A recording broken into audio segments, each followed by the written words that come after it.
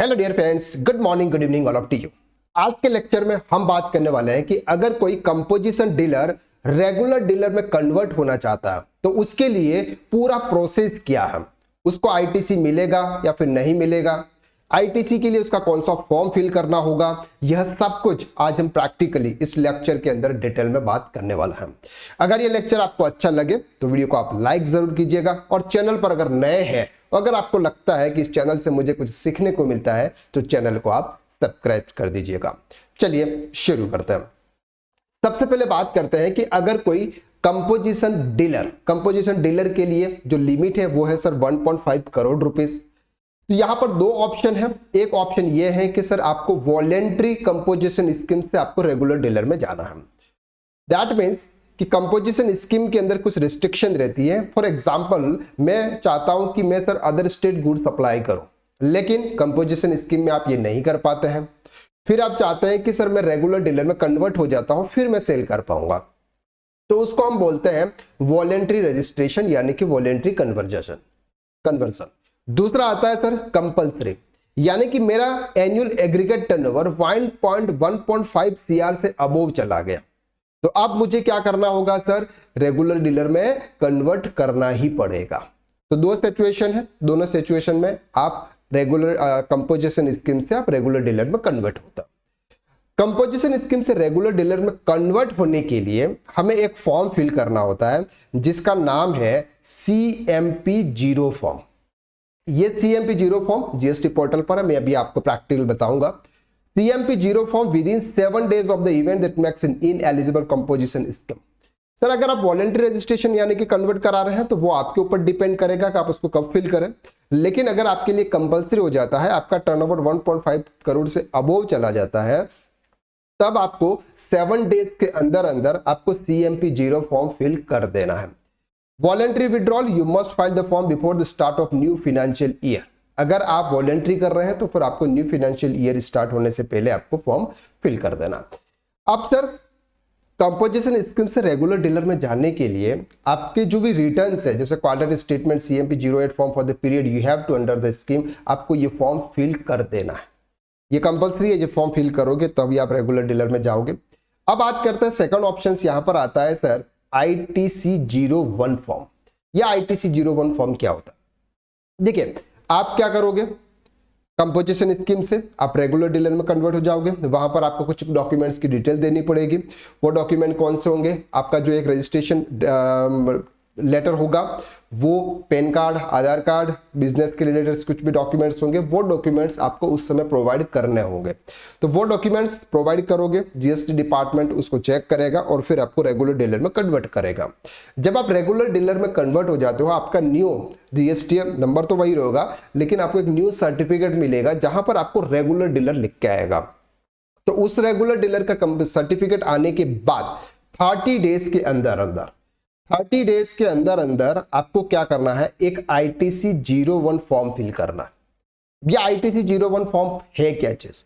जिस डेट को आप कंपोजिशन स्कीम से रेगुलर डीलर में गए, उस दिन आपके पास में जो भी स्टॉक आपके पास में पड़ा होगा, उस स्टॉक को आप आफ्टर रेगुलर डीलर आने के बाद सेल करोगे तो उस स्टॉक का आपको ITC मिलेगा। उस ITC को अवेल करने के लिए आपको ITC01 फॉर्म फिल करना होगा। कैसे करना होगा ये भी मैं अभी आपको बताऊंगा।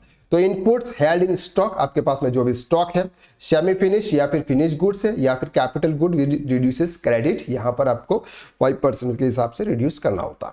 जब आप रेगुलर डीलर में आ जाते हो, आपको क्या करना होता है, इश्यू टैक्स इनवॉइसेस प्रॉपर तरीके से। आप जिन भी पर्सन्स को आप गुड सेल्स कर रहे हो, चाहे B2B हो चाहे B2C हो, आपको क्या करना है सर, रेगुलर डीलर में आपको इनवॉइस इश्यू करना है और सामने वाले पर्सन से आपको टैक्स कलेक्ट करना है।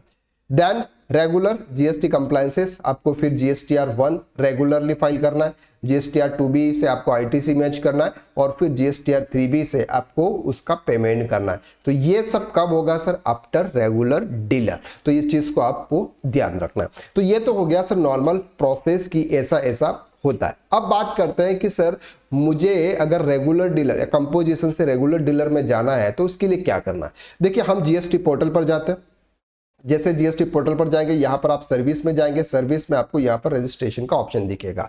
जैसे रजिस्ट्रेशन के ऑप्शन पर यहाँ पर आप माउस ले जाएंगे, यहाँ पर आपको लिखेगा sir application for withdrawal from composition levy, ये ऑप्शन दिखेगा। जैसे इस ऑप्शन पर आप नीचे जाओगे, यहाँ पर आपको क्लिक करना है। जैसे आप क्लिक करोगे, यहाँ पर आपके पास में अलग अलग ऑप्शंस आएंगे। कौन सा आएगा सर? एक आएगा वॉलेंट्री, दूसरा आएगा एक्सीडिंग थ्रेशोल्ड लिमिट। इन दोनों ऑप्शंस में से जो भी ऑप्शंस आपके लिए एप्लीकेबल है वो ऑप्शंस आप यहाँ पर सेलेक्ट कर दीजिएगा।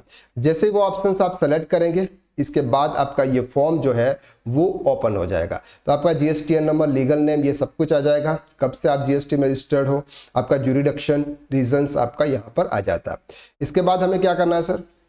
वेरिफिकेशन करना है। तो वेरिफिकेशन करने के लिए आपके पास में दो ऑप्शन है, एक है आपका डीएससी से और दूसरा होता है आपका ईवीसी से। जैसे ही आप ये ऑप्शंस आप क्लिक करोगे, ईवीसी से उसको वेरीफाई करोगे, जीएसटी डिपार्टमेंट उसको प्रॉपर तरीके से चेक करेगा और इस तरह से आपका ये क्या हो जाएगा सर?